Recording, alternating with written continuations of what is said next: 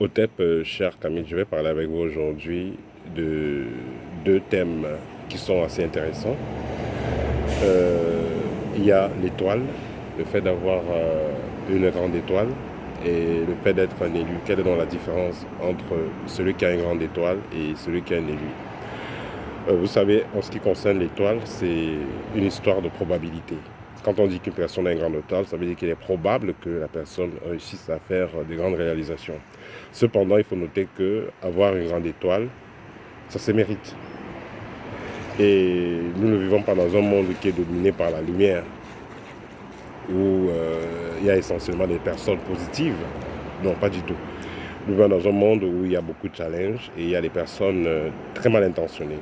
Donc que ce soit vos propres parents, il y a des cas comme ça, que ce soit les membres de la famille, que ce soit même l'entourage et ainsi de suite, il y a des possibilités que vous puissiez avoir une étoile au départ et après vous ne l'avez plus. Ou alors vous avez un enfant qui est né avec une forte étoile et vous ne l'avez plus. C'est pourquoi dans les traditions mystiques, les parents sont supposés protéger l'étoile de leur enfant. Vous avez un enfant, vous faites une étude vibratoire sur votre enfant, vous faites le rituel d'accueil, vous faites tous les rituels qu'il faut faire pour votre enfant, pour vos enfants. Vous avez le devoir de veiller à ce qu'ils puissent se réaliser. Et pour le faire, vous avez quand même besoin d'avoir une certaine connaissance mystique et spirituelle. Si ce n'est pas le cas, vous pouvez perdre l'étoile de votre enfant. Donc, ce n'est pas parce que vous avez une étoile que factum, qu'à 100%, vous allez réussir ce que vous devez faire. Pas du tout. Vous devez mériter cette étoile-là.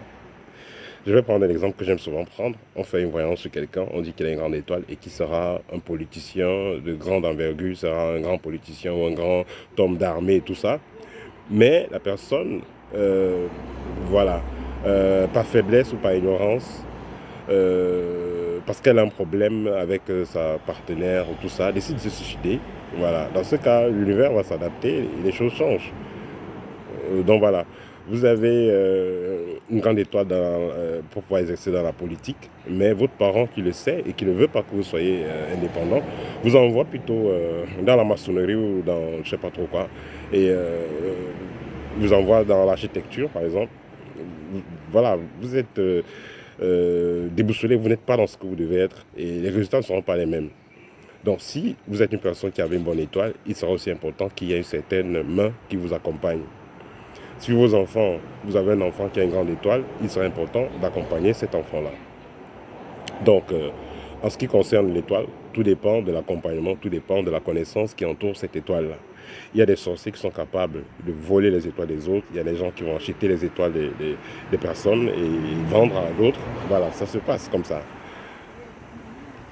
Il y a des gens qui sont prédestinés, quand vous voyez, ils étaient prédestinés à briller dans un domaine X ou Y, mais les choses changent et puis elle se retrouve dans une situation euh, très désagréable et assez regrettable parce qu'on a changé les destins, on a changé l'étoile. Dans l'étoile, avoir une bonne étoile c'est bien, mais pouvoir la gérer c'est encore mieux. En ce qui concerne les élus, notez que la vie de l'élu n'est pas facile.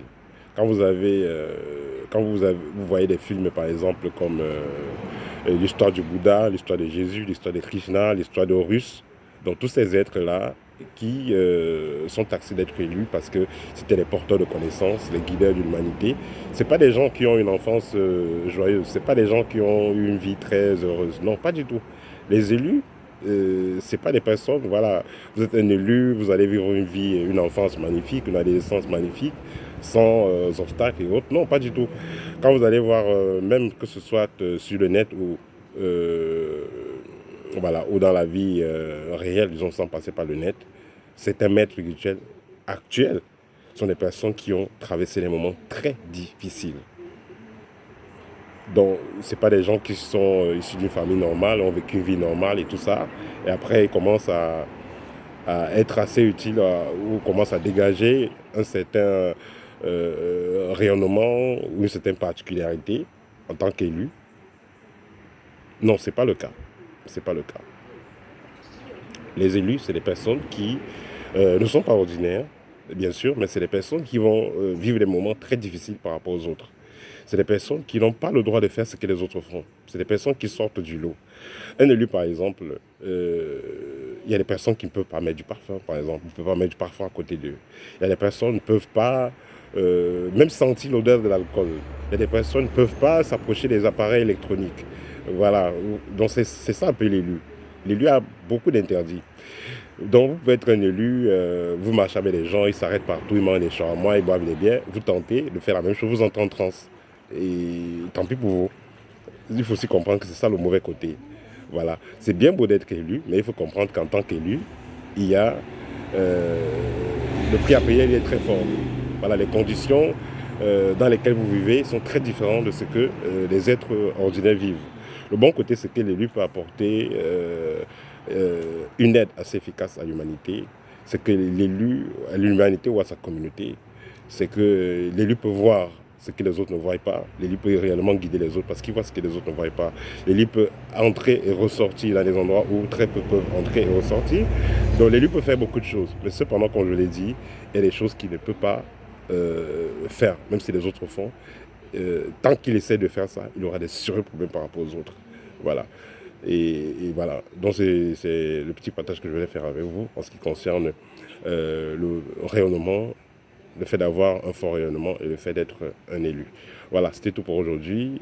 Si vous avez des questions, n'hésitez pas, partagez la vidéo au TEP et à très bientôt.